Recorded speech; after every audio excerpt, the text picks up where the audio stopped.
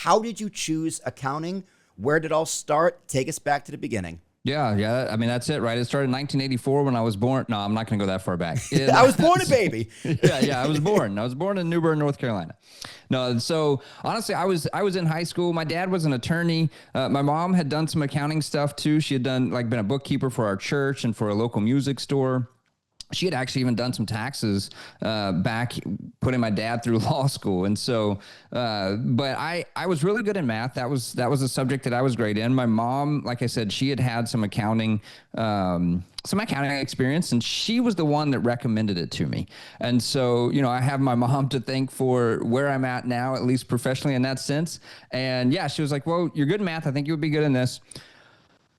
Lo and behold, math really doesn't come up in accounting very often. So you don't actually have to be great with math, but being good with numbers, being comfortable with numbers certainly helps.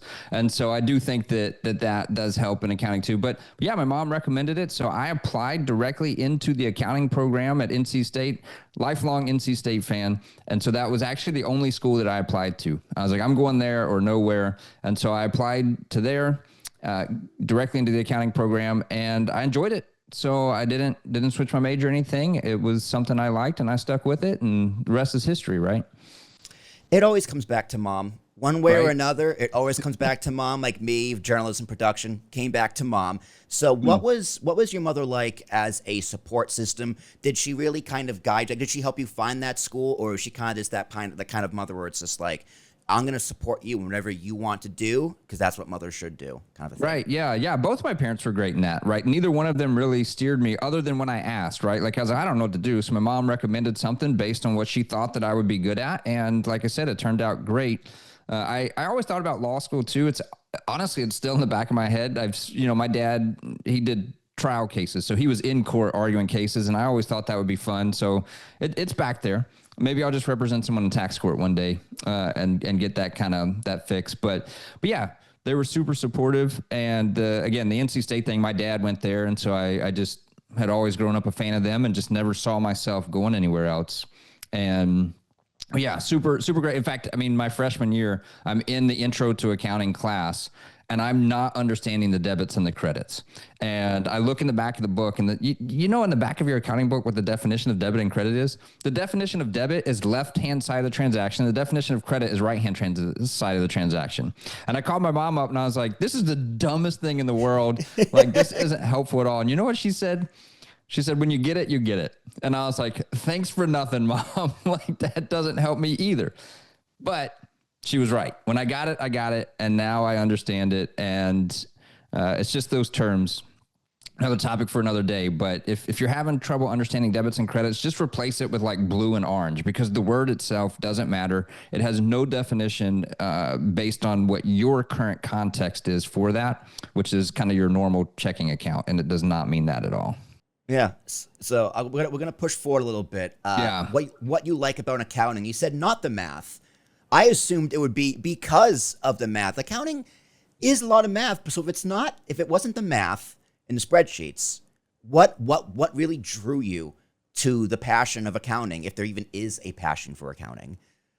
Yeah. There's definitely a passion for accounting. I have it. And a big piece of it is just how organized everything is, how well it fits. Like looking through a general ledger, if you've got the debits and the credits lined up, it's just so clean and neat. Like, it just looks nice. Everything's in its proper place.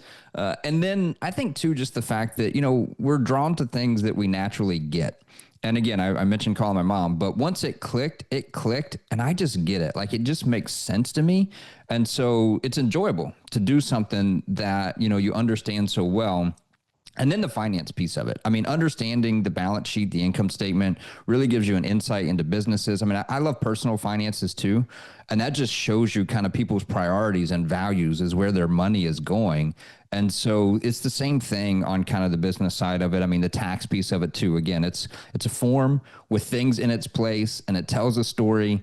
Maybe not the full story, but it gives you a good insight into those things. And so, yeah, I like those pieces of it. And, I do like math, but it's just the computer does all the math for you, and it's basic algebra. It's more the story and what's behind those numbers that really makes sense, that make it enjoyable. No, that's 100% a great point. You took the words right out of my mouth. It is a story. Right? I was gonna use the example as like a chart, right? Looking at the S&P 500 over the past 10 years, like that chart tells a whole story Oh, of yeah. potentially where society was at a time, for the better or worse or what have you. And it's like, we as human beings, we are drawn to stories. We see it in books, we see it in movies, we see it in TV, we see it in all forms of media. And yes, we can indeed do see it in math. And you can see it from someone's tax returns. Like, I remember one year I went through my entire bank statements for the year. I think it was 2021. And I was like, how much money did I spend on food? And I did it Oh, by yeah. hand in a spreadsheet. So I was just like, wow, that's a lot of money on food. And that's why I learned where my waste was. So like, when you can what's the benefit of that, right? When you can look at someone's expenses, someone's math, and tell that story, how does that then help you help them steer them in the right direction for where they're trying to go? Yeah, absolutely. I mean, honestly, what ends up coming up a lot of times is you see values that they communicate are different than the way that they're actually living it out. And so that could be one of two things. They either have like some habits that aren't aligned with their value, or they're not being honest with themselves about what their values are.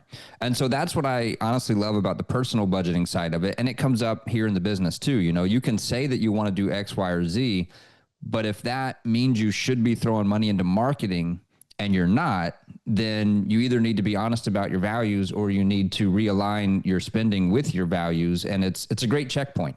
And I always tell people that's not what's in charge.